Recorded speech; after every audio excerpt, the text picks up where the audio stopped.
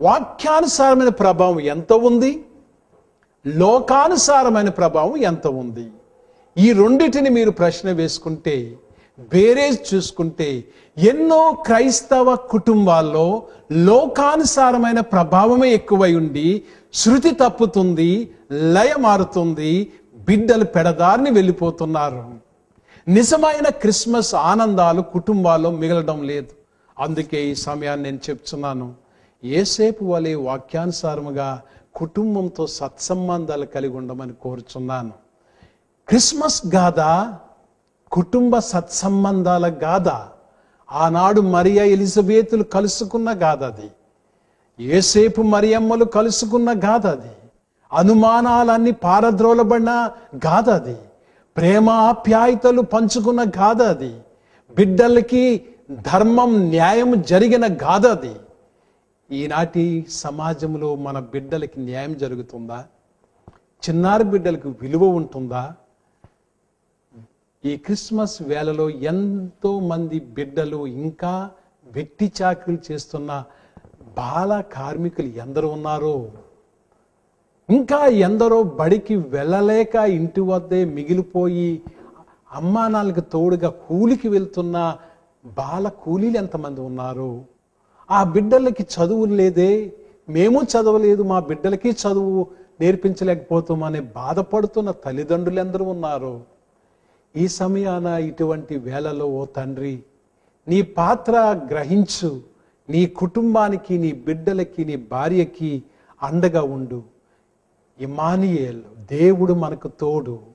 యేసేపే ఆ మాట నెరవేర్చాడు. కుటుంబం తోడుగా ఉన్నాడు. నేటి ఆధునిక భర్తలే ఇమ్మానుయేలుగా మారాలని కోరుచున్నాను. నేటి ఆధునిక భార్యలే కుటుంబానికి ఇమ్మానుయేలుగా మారాలని కోరుచున్నాను.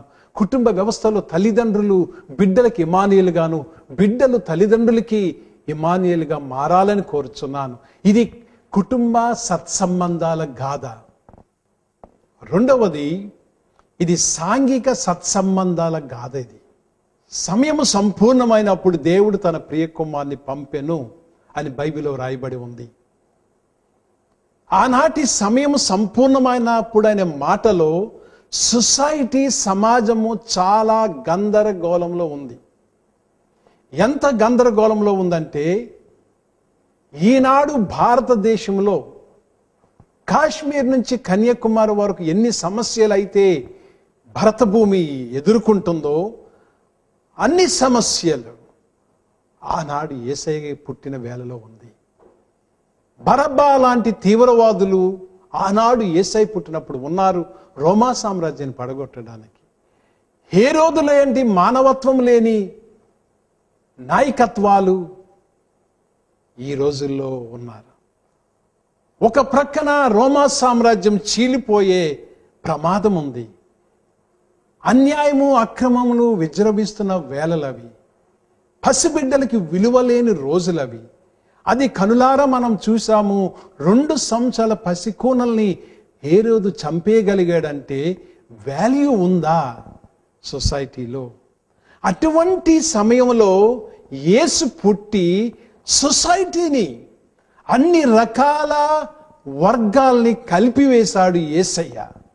అందుకే మనుషులకు భూమి మీద సమాధానము కలుగుతుంది. యేసయ్య పుట్టినప్పుడు మొట్టమొదటగా పరలోకానికి, భూమికి, మనుషులకి సత్సంబంధాలు ఏర్పడ్డాయి. ఈ యొక్క పతనమైపోయిన మానవ సమాజముతో పరలోకపు దూతలు సత్సంబంధాలు పెట్టుకున్నారు. భయపడకుడి, ఇదిగో మీకందరికీ కలుగబోవు శుభవర్తమానం, నేడు మీ కొరకు లోకరక్షకుడు పుట్టి ఉన్నాడు. రెండవది సత్సంబంధం. దేవదూతలు, గొర్రెల కాపరులు, దేవదూతల మాట ప్రకారము ఆ పశువుల తొట్టి దగ్గర గొర్రెల కాపరులు వెళ్ళడం. పామరులు, అజ్ఞానులు, కష్టజీవులు, కూలీలు, ఏ పూటకి ఆ పూట సంపాదించుకొని బ్రతుకు తెరువు కోసం ముందుకి కష్టార్జితమై వెలుచున్న కూలీలు ఈ గొర్రెల కాపరు. ఇలాంటి వారి దగ్గరికి దేవదూత వచ్చి నేడు మీ కొరకు రక్షకుడు పుట్టి ఉన్నాడనే శుభవర్తమానం అందించాడు. అదే సమయంలో యేసు దగ్గర దేవదూతలు, అదే సమయంలో పామరులైన గొర్రెల కాపర్లు, అదే సమయంలో తూర్పు దేశము నుండి శాస్త్రులు, జ్ఞానులు దిగి వచ్చారు, మహాజ్ఞానులు. ఒక ప్రక్కన పామరులు, మరి ఒక ప్రక్కన పండితులు, ఒక ప్రక్కన సామాన్యులు, మరి ఒక ప్రక్కన సంపన్నులు. వర్గ విభేదము, కుల విభేదము లేని ఒక సమాజాన్ని, ప్రేమ సమాజాన్ని క్రిస్మస్ గాథలో మనం చూస్తాం. యేసు చుట్టూ దేవుని దూతలు, గొర్రెల కాపరులు, అలాగునే సంపన్నులైన జ్ఞానులు, వీళ్ళందరినీ కలిపింది శిశువు అయిన యేసయ్యే. ప్రియమైన సంగమా, ఈ యొక్క క్రిస్మస్ వేడుకల్లో క్రిస్మస్ సందేశం ఏమి చెప్తున్నది? సామాజిక ఎడబాటుని విడిచిపెట్టండి. మానవుల మధ్య కట్టబడుచున్న అడ్డుగోడలు తొలగించండి. తోటి వారి యొక్క అక్కర్లు, బాధలను గ్రహించిన వారై వారి అవసరతలు తీర్చండి. క్రిస్మస్ యొక్క పరమార్థం ప్రేమ. అది ఒక క్రియాత్మకమైన ప్రేమ. ఆ ప్రేమ ఇచ్చుటలో ఉంటుంది. అది బీదవారికి, అనాథులకి, విధవరాండ్లకి, కుష్ఠరోగులకి, ఎయిడ్స్ పేషెంట్స్కి, ఏదైతే నీ కళ్ళ ముందు అనర్హులుగా కనబడుచున్నారో వారికి ఇచ్చినప్పుడే క్రిస్మస్ ప్రేమ యొక్క పరమార్థం కనబడుతుంది. సొంత వారికి, నీవు ప్రేమిస్తున్న వారికి పంచపరమాణాలు పంపించినా, విలువైన కానుకలు ఇచ్చినా వాళ్ళు తిరిగి నీకు ఇవ్వగలరు. అది గొప్ప విషయం ఏమి కాదు. నీకు ఏమి తిరిగి ఇవ్వలేని అనామికులకి, మురికివాడలో ఉన్న బిడ్డలకి, అర్ధనగ్నముగా పడి ఉన్న వృద్ధ తల్లులకి నీవు ఏదైనా ఒక చిన్న చీరో, ఒక చిన్న జాకెట్ ముక్కో, ఒక పసిబిడ్డకి ఒక చిన్న వస్త్రమో, లేక చదువుకొంచున్న ఒక అమ్మాయికి ఒక చిన్న పెన్నో, ఏదో ఒక కానుక నువ్వు ఇవ్వగలవా? నీ ఇంటి నుంచి చర్చికి వెళ్తున్న వేళలో ఎవరికైనా ఇవ్వడానికి అవసరం ఉంటుందేమో ఒక బహుమానం తీసుకువెళ్ళావా? నీ జేబులో ఎవరికైనా ఏదైనా అవసరం ఉంటుందేమో అని కొన్ని రూపాయలు ఎక్స్ట్రా పెట్టుకుని వెళ్ళావా? ఏమిటి మన క్రిస్మస్? ఎలా పాడగలం? చింత లేదిక యేసు పుట్టెను. ఎలా చెప్పగలం? మనుషులందరికీ భూమి మీద సమాధానం ఇచ్చుట ద్వారానే. క్రిస్మస్ గాథ ఒక కుటుంబ సత్సంబంధాల గాథ. క్రిస్మస్ గాథ సాంఘిక సత్సంబంధాల గాథ. చివరిగా క్రిస్మస్ గాథ దేవునితో వ్యక్తిగత సత్సంబంధాల గాథ.